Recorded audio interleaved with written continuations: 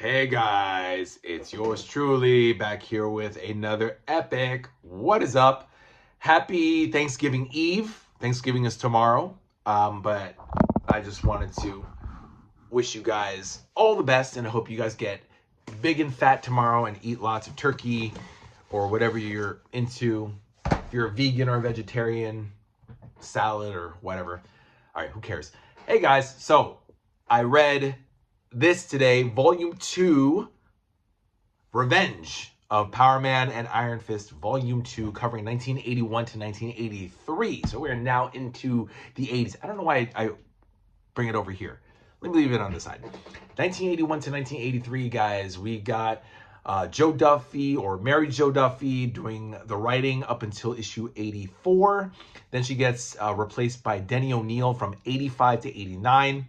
Then starting the next volume, Volume 3, with issue 90, will start Kurt Busiek's run, right? Busiek? Busiek, I think that's how it's pronounced. Kurt Busiek will do his run from 90 until I think 100 or something, and then who knows. But something tells me like this series is like going downhill. But I gotta be honest with you guys, the stories are actually pretty fucking good in this. Pardon my my French, my language there, but I actually really enjoyed some of these stories better than the last volume. So it's funny, from what I read, Joe Duffy, a woman by the way, Mary Jo Duffy, was apparently replaced by Marvel Shooter, Jim douchebag Shooter, replaced her because he didn't like the comedic tone or the not comedic. There's a tone, guys. There's a tone to Power Man and Iron Fist that she was working on, and it actually lent itself pretty well, I think. More specifically, it's either issue 81 or 82. So Luke and Danny, Power Man and Iron Fist, go to this country called Halwani, or no, Halwan, of the Halwani people, and it's basically Arabia. It's like an Arabian Nights tale, and at one point the king, who has all these women, you know, like most sultans and kings, these fucking pricks in animal in real life have, and they're hiding out from the guards, and Luke and Danny dress up in like the women's garb and whatever, and the king is so stupid he thinks that they're women, even though Danny as Iron Fist is wearing his yellow mask, you can see it. He and Luke being all big and muscular, he still thinks they're women. The king thinks like, hey, you ladies, come over here. And I can just imagine if this was like a movie or a TV show or something, Luke having to be like, oh, your highness, you know, and he's like, yeah, yo, I'm ghetto, I'm black, I'm Luke Cage, yeah, oh my goodness, you know, like that. But he's like, oh, but I'm a woman, I'm not a woman, oh, you know, whatever.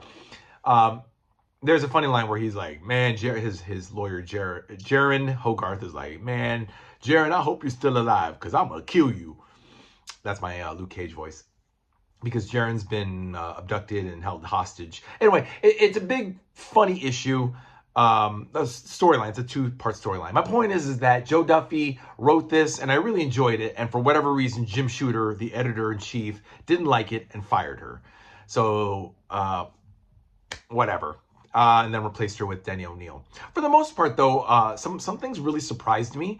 I was really surprised in seeing Sabretooth teaming up with the Constrictor who later would go on to join would like join and then leave the Serpent Society within like the same issue. It was like Captain America 310, I think. And then he got his ass kicked by Anaconda. I still remember, even after all these months, he got his ass kicked by Anaconda. It's that guy, and I hate his name, Frank Schlichting. I think that's how his last name is pronounced. But then they gave him like a better pronounced, like an actual real last name that wasn't Schlichting. And then his son took over as Constrictor. I don't read modern comics, but from what I read, his son is now the new Constrictor. But it's interesting that Sabretooth, and we're talking about like 1980, 81, 82, like before the Marauders, before they even thought that Sabretooth had anything to do with Wolverine, Sabretooth was teamed up with the Constrictor. And they go after Misty Knight, they go after Colleen Wing. There's even like a serial killer storyline called The Slasher, and it's issue 78. Yeah, issue 78. Well, actually, one of my favorite issues too, where they come back. They were initially in what issue? They come back in issue 84. They fought in 60. Oh, it was 66, I guess. 66. Then they come back in 78, and then issue 84. But they come back, and I didn't know it was them. Oh, by the way, spoiler, guys. So if you don't like spoilers, please tune out. And the clues were there, by the way. So Sabretooth has his face covered and whatever. At one point, his hand's exposed, and he has a claw. But it still didn't click or connect to me that it was Sabretooth. Even at one point, he calls the dude, his partner, Frank. I still didn't realize it was Constrictor and Sabretooth.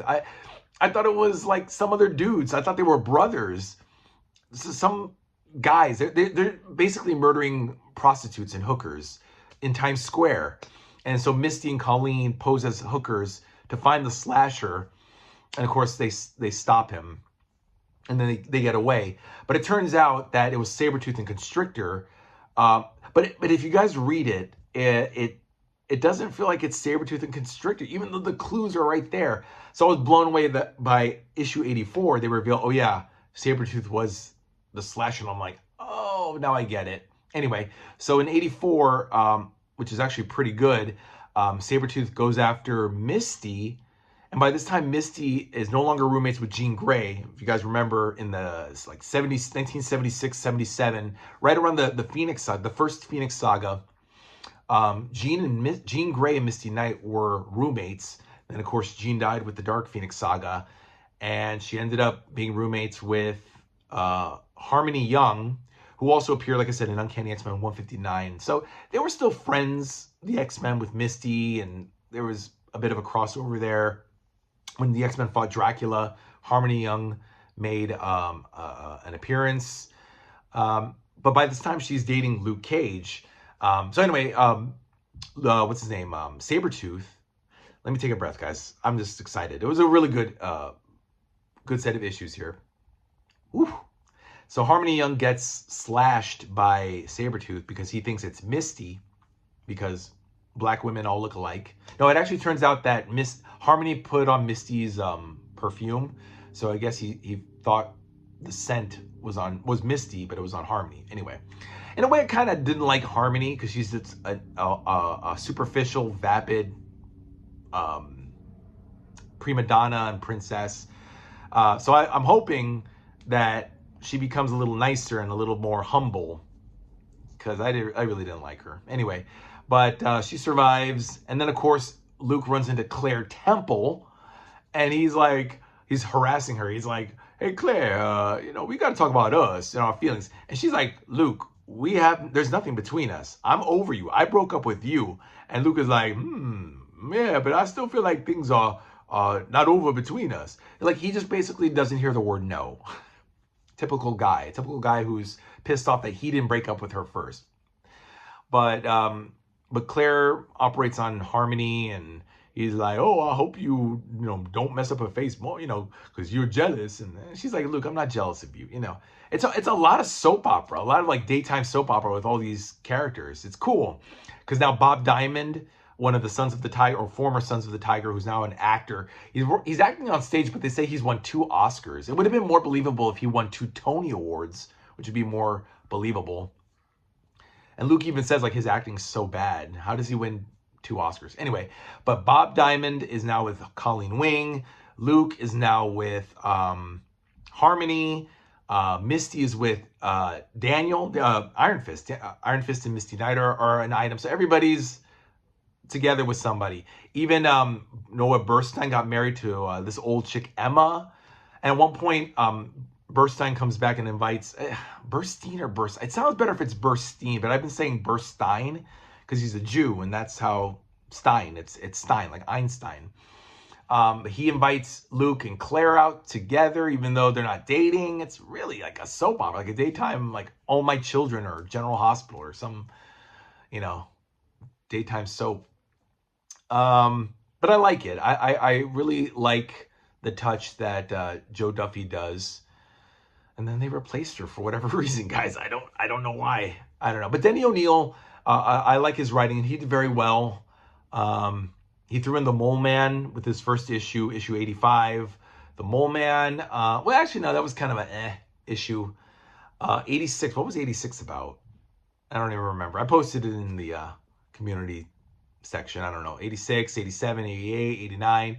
89 has the return of Black Mariah from Hero for Hire #5, way back in like 1972, 73. Because she's created like this designer drug, and DW is like, it's called Acid Z, and he's gonna like take this pill and it just kills everybody. It makes everybody go crazy, and then it kills them. Kind of like some of the drugs that are on the streets here, like in real life, crocodile and bath salts, something like that.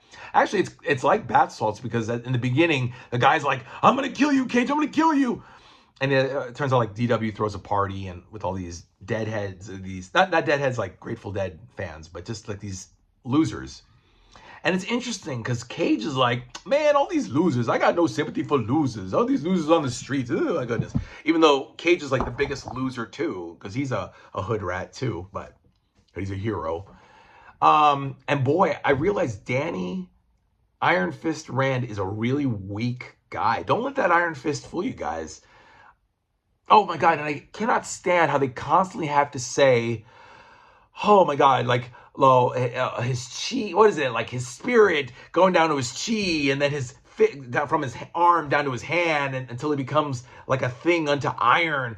Every single fucking issue, guys, they have to do this quote about Iron Man, or that Luke Cage is 300 pounds of muscle and his skin is steel hard skin. Literally, guys, that's every fucking issue. Like, it's like we're gonna forget who these people are. It's like when Chris Claremont, when he wrote X-Men, had to always tell us that Wolverine is the best. The best thing that he is at what he does, or whatever. Like, enough, we get it. Yes, we know mutants are feared and hated by the world at large. I fucking hate this. And this is like a thing in the 80s that happened a lot. And I guarantee you Jim Shooter is involved. God, I hate Jim Shooter. He made everybody's life miserable at Marvel. All the writers, Tony Isabella, called him like the most unprofessional editor he ever worked with. Like the direct opposite of Archie Goodwin. Anyway, I'm going off the case, guys. This is a really good video, I think. You guys got to hit that like button. I feel very pumped. I'm feeling good. Whew. Good to get that off my chest. I just hate this repetitive thing each issue. Oh, and when I'm reading, I'm just like, oh, here we go. Like a thing unto iron. Like, fuck you, Marvel writers. Joe Duffy and Dennis O'Neil and Jim Shooter, all you people that have to, and Chris Claremont have to do this every single fucking time. Anyway, El Aguila makes an appearance too, guys. He helps them with the slasher in issue 78. He also comes back in, what is it, issue 80? Oh, 84. I think he also comes back in 84. Right? I don't know. Anyway, this is what I'm talking about, guys. By the way, if you're just tuning in, it's if you're, it's not live.